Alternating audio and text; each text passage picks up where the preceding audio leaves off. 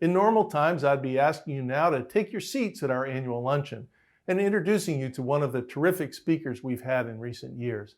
Folks like Vice President Biden, historian John Meacham, or presidential hopefuls John Kasich and John Hickenlooper. But of course, these are not normal times, and I don't need to use the word unprecedented to tell you why. The good news is that this organization knows how to pivot. We've done it before when a few years ago, our speaker, a guy named Chris Christie, called us up the night before our luncheon to let us know that he wasn't feeling well and couldn't make it. We scrambled, our sponsors stuck with us, and thanks to our resilience, we managed through the crisis. We had a little more time this time to execute our pivot, and I'm really excited about the concept we came up with. In a minute, we'll introduce you to the premiere of 70 Minutes, Election 2020 edition. 2 weeks away from the end of this election, we've assembled an all-star lineup of national commentators, pollsters, and pundits. Folks like Michael Smerconish, historian Michael Beschloss, Nicole Hannah-Jones of the 1619 Project, and political journalist Emily Bazelon, to give us all their take on the what, so what, and now what of this momentous presidential election. With the help of producer Scott Merkin and his team, we're presenting all of this virtually, coming to you in the comfort of your own home. Sit back and enjoy.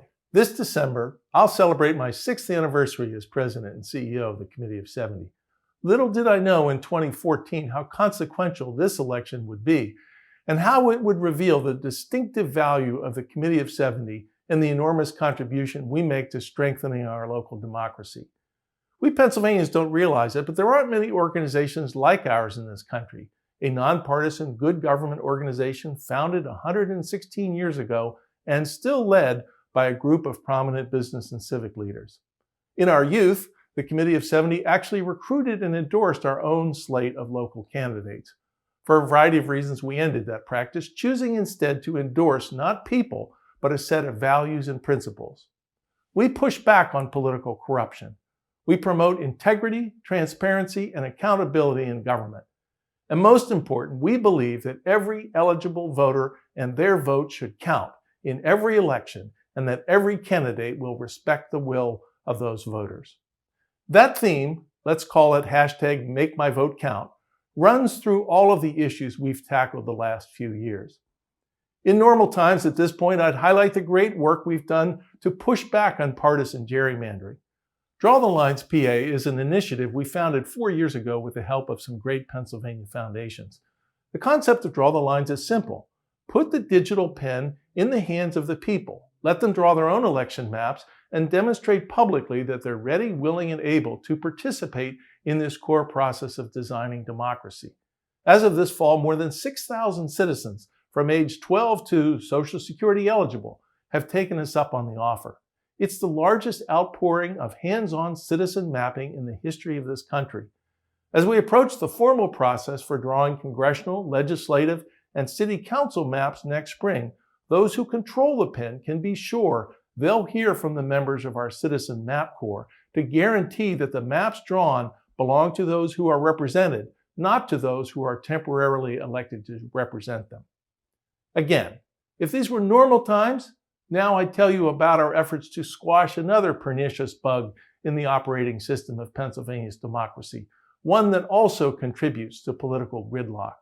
Every year, Pennsylvania's closed primary system shuts out over 1 million tax-paying voters from voting in primary elections simply because they choose not to register as either a Republican or Democrat.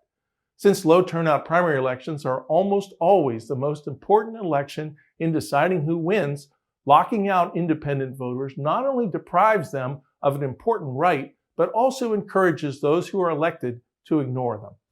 In response, we've organized and helped lead a new statewide coalition called Open Primaries PA. This past year, we supported Senator Joe Scarnati's bill to open up primary elections to unaffiliated voters, a bill that passed the Senate by a vote of 42-8. While a similar House bill sponsored by Republican Representative Chris Quinn from Delaware County failed to gain support, rest assured that 70 and the Open Primaries Coalition will be back in 2021 to make sure that all eligible voters can cast their vote in every election. But these are not normal times. This is 2020, and our democracy is being tested like never before from the top down. I think we all know the particulars, but just to set the stage, we're in the midst of a pandemic that sickened 8 million people, cost 220,000 their lives, and left millions jobless.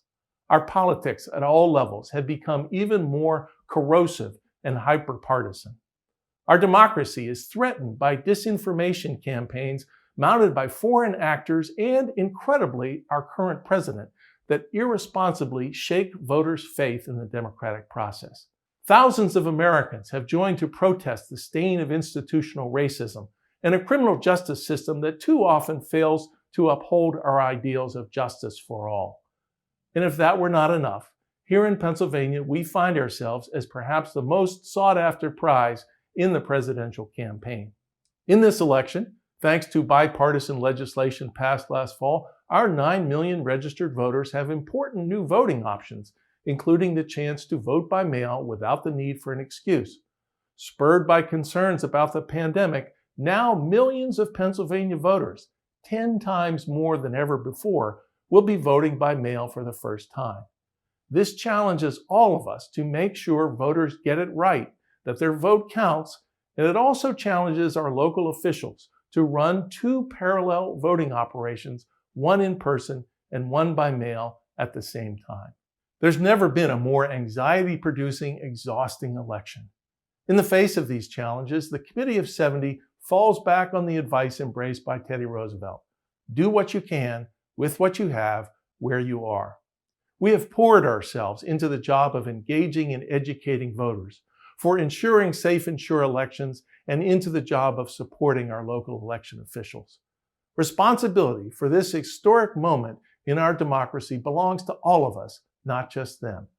Our We Vote voter education and outreach initiative has been joined by over 100 partners, major employers like Independence Blue Cross, Brandywine Realty Trust, PICO, and Children's Hospital, community partners like AARP, our great colleges and universities, the Free Library, the Urban League, and Enon Tabernacle Baptist Church, and media organizations like KYW, 6ABC, and WHYY.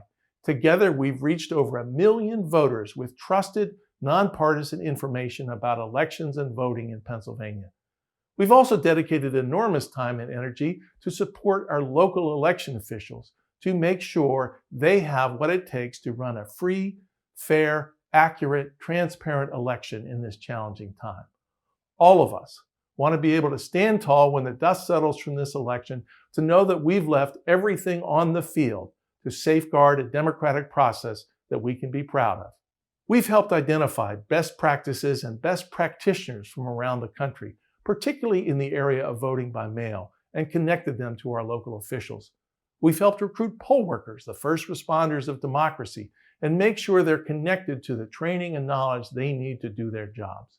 When the Committee of 70 was founded in 1904, one of our principal aims was to protect the voting process. That meant something different then than it does now, but the need is more urgent. As this election approaches, and as we prepare for election week, it's critical that all of us stand tall in our defense of our local democracy. We will not tolerate voter intimidation or the threat of violence.